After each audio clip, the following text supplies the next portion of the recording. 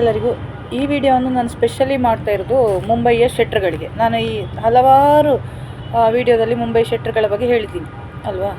So ನಿಮ್ಮ ಬಳಗದ ಮೂಲತಃ ಸಕಲೇಶಪುರದವನಾದ ಅವನು ಶೆಟ್ಟಿ ಎಂಬುದಕ್ಕೆ ಯಾವುದೇ ಪ್ರೂಫ್ ಇಲ್ಲ ಅಂತ ಹೇಳಿದ್ದಾರೆ. ಶೆಟ್ಟಿಯವರೇ ಹೇಳಿದ್ದಾರೆ ಅವನು ಶೆಟ್ಟಿ ಅಲ್ಲ ಅಂತ. ಅವನ ಹೆಂಡತಿ ಶೆಟ್ಟಿ ಇರಬೇಕು, ಅವಳು ಕಾರ್ಕಳ ಬೆಳ್ಮಣ್ಣು ಈ ಕಡೆ ಅವಳು ಅನಿಸ್ತದೆ. ಸೊ ಇವನು ಮುಂಬೈಯಲ್ಲಿ ಹೋಗಿ ಒಂದು ಬಾರಲ್ಲೋ ಎಲ್ಲೋ ಕೆಲಸ ಮಾಡಿಕೊಂಡು ಏನೋ ಒಂದು ಹೋಟೆಲಲ್ಲಿ ವೈಟರ್ ಕೆಲಸನ ಏನೋ ಮಾಡ್ಕೊಂಡಿದ್ದಾರೆ, ನಂಗೆ ಗೊತ್ತಿಲ್ಲ. ಹೆಸರು ಸ್ತ್ರೀನಾಥ ಶೆಟ್ಟಿ. ಒಬ್ಬಳು ಹೆಂಡತಿ ಇದ್ದಾಳೆ ಅಂತ ಹೇಳ್ತಾನೆ, ಗೊತ್ತಿಲ್ಲ. ಅಡ್ವೊಕೇಟ್, ಗೌರ್ಮೆಂಟ್ ಲಾಯರ್ ಅಂತ ಹೇಳ್ತೇನೆ, ಸುಳ್ಳದು. ಅವಳ ಅಡ್ವೊಕೇಟ್ ಅಂತ ಯಾವುದೇ ಪ್ರೂಫ್ ಇಲ್ಲ. ಸೊ ಒಬ್ಬ ಮಗ, ಅವನ ಹೆಸರು ದೇವ್ ಬಿ ಶೆಟ್ಟಿ. ಇವೊಂದು ಫೋಟೋಸು, ಇವನ ಹೆಂಡತಿದ್ದು ಫೋಟೋಸು ಎಲ್ಲ ನನ್ನ ಕಡೆ ಇದೆ. ಸೊ ಈಗ ನಾನು ಮೊಬೈಲ್ ಯೂಸ್ ಮಾಡೋದು ಕಡಿಮೆ ಆಫೀಸ್ ಅವರ್ಸಲ್ಲಿ. ಜಸ್ಟ್ ನಾನೊಂದು ಬ್ರೇಕಿಗೆ ಬಂದೆ, ಆಯ್ತು ಇನ್ನು 1 hour ಅಷ್ಟೇ ನಂದು ಕೆಲಸ. ಮೊಬೈಲ್ ಓಪನ್ ಮಾಡಿ ನೋಡ್ತೀನಿ, ನನಗೆ ವಾಟ್ಸಪ್ಪಲ್ಲಿ ಒಬ್ಬರು ಒಂದು ಮೆಸೇಜ್ ಸ್ಕ್ರೀನ್ಶಾಟ್ ಕಳಿಸಿದ್ದಾರೆ.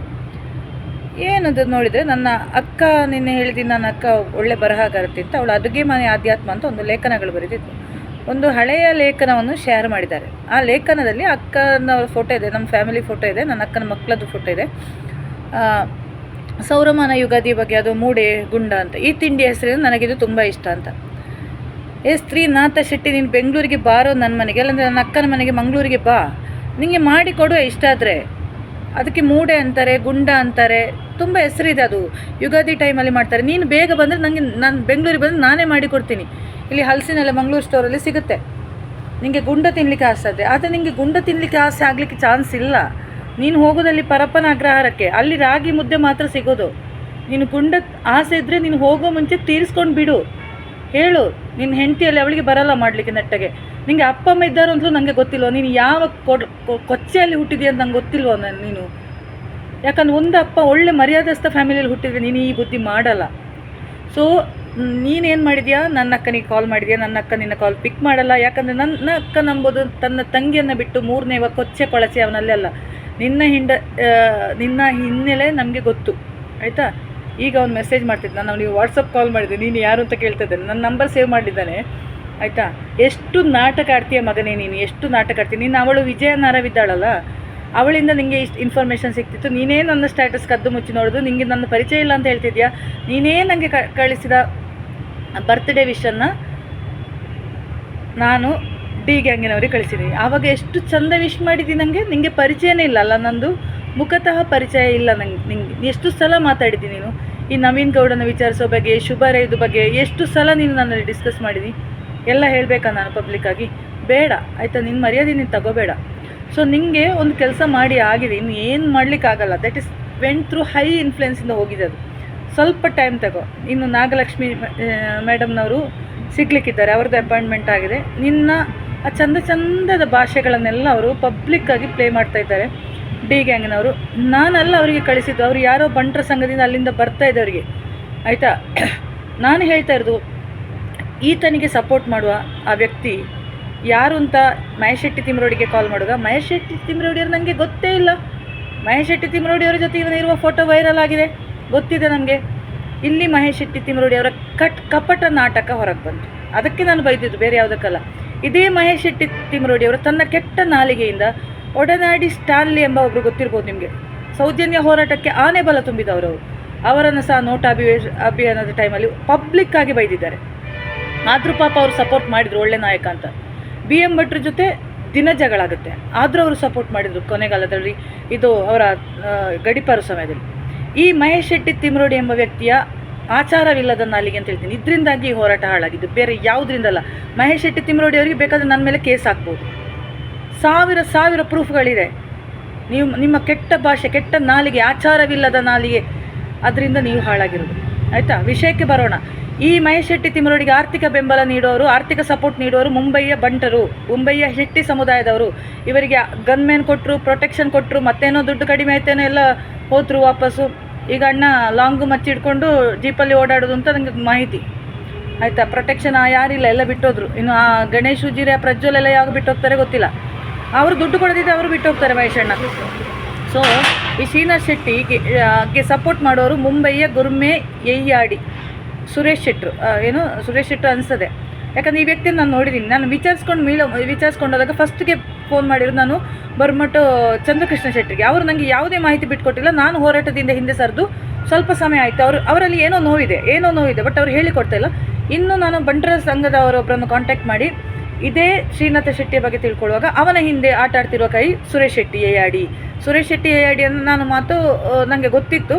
ಯಾಕಂದರೆ ನನ್ನ ಪ್ರಕಾರ ಪ್ರಸನ್ನಕ್ಕೆ ಇವರಿಗೆ ವಾರ್ನಿಂಗ್ ಕೊಟ್ಟಿದ್ದಾರೆ ಅವನನ್ನು ಕಂಟ್ರೋಲಲ್ಲಿ ಇಡಲಿಕ್ಕೆ. ಅವನ ಸ್ಟ್ಯಾಟಸ್ ನಾನು ಹಾಕಬಾರ್ದಂತೆ, ಏನು ಹಾಕಬಾರ್ದಂತ. ನಾನು ಯಾವ ಸ್ಟ್ಯಾಟಸ್ಸು ಹಾಕಿಲ್ಲ ಒಂದು. ಈಗ ಅವನು ಶೈಲಜಾ ಆಂಟಿ ಜೊತೆ ಸ್ವಲ್ಪ ವಿಜಯನಾರವಿನ ಬಿಟ್ಟು ಶೈಲಜಾ ಆಂಟಿ ಜೊತೆ ಸ್ವಲ್ಪ ಕ್ಲೋಸ್ ಇದ್ದಾನೆ. ಇರಲಿ ಬಿಡಿ, ನಾನೇನು ಮಿಸ್ಅಂಡರ್ಸ್ಟ್ಯಾಂಡಿಂಗ್ ಮಾಡ್ಕೊಳ್ಳ ಮರೆಯ. ನಿನ್ನ ಹೆಂಡತಿಗೆ ನೀನನ್ನು ಬಿಟ್ಟಾಕಿದ ಮೇಲೆ ನನಗೆ ಯಾಕೆ ನೀನು ಆಂಟಿ ಜೊತೆ ಚೆನ್ನಾಗಿರು. ಶೈಲಜಾ ಆಂಟಿ ಲಾಯರು ಸ್ವಲ್ಪ, ಬಟ್ ಹೆಂಗಸಿಗೆ ದುಡ್ಡಿಲ್ಲ ಅನಿಸ್ತದೆ, ವೇಸ್ಟ್ ಮರೆ ಹೋಗಿ. ಅದು ಕೇಸು ಹೋಗೋದಿಲ್ಲ, ಇದಕ್ಕೂ ಹೋಗೋಲ್ಲ, ಆಯಿತಾ? ಸೊ ಬಿಡು ನೀನು ಆಂಟಿ ಸಹವಾಸ ಬಿಡು. ಈ ಸುರೇಶ್ ಶೆಟ್ಟಿ ಅವರಿಗೆ ನಾನು ವಾರ್ನಿಂಗ್ ಕೊಡ್ತಾ ಇದ್ದೀನಿ. ನಿಮ್ಮ ಟೀಮ್ನಲ್ಲಿರುವ ಈ ಶ್ರೀನಾಥ ಶೆಟ್ಟಿಯನ್ನು ನೀವು ಕಂಟ್ರೋಲ್ ಮಾಡೋದಿದೆ. ನಿಮ್ಮ ಒಂದೊಂದೇ ಮುಖವಾಡಗಳು ಈಗ ನಿಮ್ಮ ಹಿಂದೆ ಬಿದ್ದಿದ್ದೀನಿ ನಾನು. ನಿಮಗೂ ಚಂದ್ರಕೃಷ್ಣ ಶೆಟ್ಟಿಯವರು ಏನು ಹೇಳಿಲ್ಲ, ಬಟ್ ನಾನು ಗೆಸ್ ಮಾಡಿದ ಪ್ರಕಾರ 3ನೇ ವ್ಯಕ್ತಿಯಿಂದ ನಾನು ತಿಳ್ಕೊಂಡ ಪ್ರಕಾರ ಚಂದ್ರಕೃಷ್ಣ ಶೆಟ್ಟಿಯವರನ್ನು ನೀವು ಮುಂದೆ ಬರಲಿಕ್ಕೆ ಬಿಟ್ಟಿಲ್ಲ. ನಿಮಗೆ ಪ್ರಚಾರ ಬೇಕಿತ್ತು, ನೀವು ಕಾಂಗ್ರೆಸ್ ನಾಯಕರು. ನನಗೆ ಗೊತ್ತಿತ್ತು ಮುಂಬೈ ಸಮಾವೇಶ ಆದಾಗ ಯಾರು ಅರೇಂಜ್ ಮಾಡಿದ್ದು ಅಂತ. ಅಲ್ಲಿ ನಾನು ಚಂದ್ರಕೃಷ್ಣ ಶೆಟ್ಟಿ ಕಾಂಟ್ಯಾಕ್ಟ್ ಮಾಡಿ ಕಾಸರಗೋಡಲ್ಲಿ ಪ್ರೋಗ್ರಾಮ್ ಅರೇಂಜ್ ಮಾಡುವಾಗೆ ಮಾಹಿತಿ ತಿಳ್ಕೊಂಡಿದ್ದೆ. ಆಮೇಲೆ ಚಂದ್ರಕೃಷ್ಣ ಶೆಟ್ಟರು ಮೌನ ಆದರು. ಈಗಲೂ ಚಂದ್ರಕೃಷ್ಣ ಶೆಟ್ಟರು ಮಾತಾಡ್ತಿಲ್ಲ ಆ ವಿಷಯದ ಬಗ್ಗೆ. ನಾನು ಸಂದರ್ಭ ಬಂದಾಗ ತಿಳಿಸ್ತೀನಿ, ಚಾನಲಲ್ಲಿ ತಿಳಿಸ್ತೀನಿ ಅಂದಿದ್ದಾರೆ. ಬಟ್ ನಾನು ಅಲ್ಲಿವರೆಗೆ ವೆಯ್ಟ್ ಮಾಡಲ್ಲ. ನಾನು ಇನ್ನೊಬ್ಬರನ್ನ ಕಾಂಟ್ಯಾಕ್ಟ್ ಮಾಡಿ ನಿಮ್ಮ ಹಿಸ್ಟ್ರಿ ಫುಲ್ ತೆಗೆದೆ. ಆ ದಿನೇಶ್ ಶೆಟ್ಟಿ ಮುದ್ರಾಡಿ, ಇನ್ನೊಬ್ಬರು ತಮ್ಮಣ್ಣ ಶೆಟ್ಟಿ. ಬಟ್ ನನಗೆ ತಮ್ಮಣ್ಣ ಶೆಟ್ಟಿಯ ಬಗ್ಗೆ ಕೆಟ್ಟ ಅಭಿಪ್ರಾಯ ಇಲ್ಲ, ನನಗೆ ಅವರು ಸಪೋರ್ಟಿವ್ ಆಗಿದ್ದಾರೆ. ಇವರ ಮೂಲಕ ನೀವು ಚಂದ್ರಕೃಷ್ಣ ಶೆಟ್ಟರನ್ನು ಹೆದರಿಸಿದ್ದೀರಿ ಅಂತ ಒಂದು ಸುದ್ದಿ, ನೀವು ಮುಂದೆ ಬರಲಿಕ್ಕೆ ಬಿಡುವುದಿಲ್ಲ. ಮತ್ತು ಇದೇ ಮಹೇಶ್ ಶೆಟ್ಟಿ ಚಂದ್ರಕೃಷ್ಣ ಶೆಟ್ಟಿಗೆ ದುಡ್ಡು ಕೇಳುವಾಗ ಅವರಲ್ಲಿ ಕೊರೋನಾ ಟೈಮಲ್ಲಿ ತುಂಬ ಲಾಸ್ ಆದ ಕಾರಣ ನನ್ನಲ್ಲಿ ಇಲ್ಲ, ಬಟ್ ಅವರು ಅರೇಂಜ್ ಮಾಡಿದ್ದಾರೆ ಬೇರೆ ವ್ಯವಸ್ಥೆ. ಸೊ ಮುಂಬೈಯಿಂದ ಒಂದು ದೊಡ್ಡ ಮೊತ್ತದ ಹಣ ಮಹೇಶ್ ಶೆಟ್ಟಿ ತಿಮ್ಮರೋಡಿಗೆ ಹರಿದು ಬರ್ತಾ ಇದೆ. ಮೇ ಬಿ ಇದು ಕೇಸ್ನ ವಿಚಾರಕ್ಕಾಗಿರ್ಬೋದು, ನನಗೇನು ಬೇಜಾರಿಲ್ಲ, ಅವರು ಪೇ ಮಾಡಲಿ. ಬಟ್ ಅದು ಅಡ್ವೊಕೇಟಿಗೂ ತಲುಪ್ತಾ ಇಲ್ಲ ಅಂತ ನನ್ನ ಪ್ರಕಾರ. ಇದು ಅಲ್ಲಿಯ ಹುಡುಗರಿಗೆ ಮೋಜು ಮಸ್ತಿಗೆ ಕುಡಿದು ಶರಾಬು, ನಾನ್ ವೆಜ್ಜು ಎಲ್ಲ ಪಾರ್ಟಿ ಮಾಡೋಕ್ಕೆ ಯೂಸ್ ಆಗ್ತಿದೆ ಅಂತ ಸುದ್ದಿ. ಬಟ್ ದಾಖಲೆ ಇಲ್ಲ. ದಾಖಲೆ ಇದ್ದರೆ ಇದರ ಬಗ್ಗೆ ಮತ್ತಷ್ಟು ನಾನು ಮಾಹಿತಿಯನ್ನು ತಿಳ್ಕೊಳ್ತಾ ಇದ್ದೀನಿ. ಎಲ್ಲ ಪ್ರತಿಯೊಂದು ವಿಚಾರ ಇಂದಿನಿಂದ ಇವತ್ತಿನಿಂದ ಟಾರ್ಗೆಟ್, ಇಂದಿನಿಂದ ಅಂತಲ್ಲ, ನಾನು ಶುರು ಮಾಡಿ ಆಗಿದೆ ನನ್ನ ಆಟ. ನಾನು ಪ್ರಸನ್ನಕ್ಕನಿಗೆ ಹೇಳಿದ್ದೇನೆ, ಪ್ರಸನ್ನಕ್ಕ ನಿಮ್ಮ ಕೆಲಸ ಮುಗೀತು, ಇನ್ನು ನನ್ನ ಆಟ ಶುರು. Anita Kasaragod versus Mahesh Timarodi and team ಇದೆಲ್ಲ ಬಂತು. ಶ್ರೀನಾಥ ಶೆಟ್ಟಿ, ವಿಜಯನಾರವಿ, ಗುಳ್ಳೆ ಹರಿಣಾಕ್ಷ ಶೆಟ್ಟಿ, ಶೈಲು ಆಂಟಿ.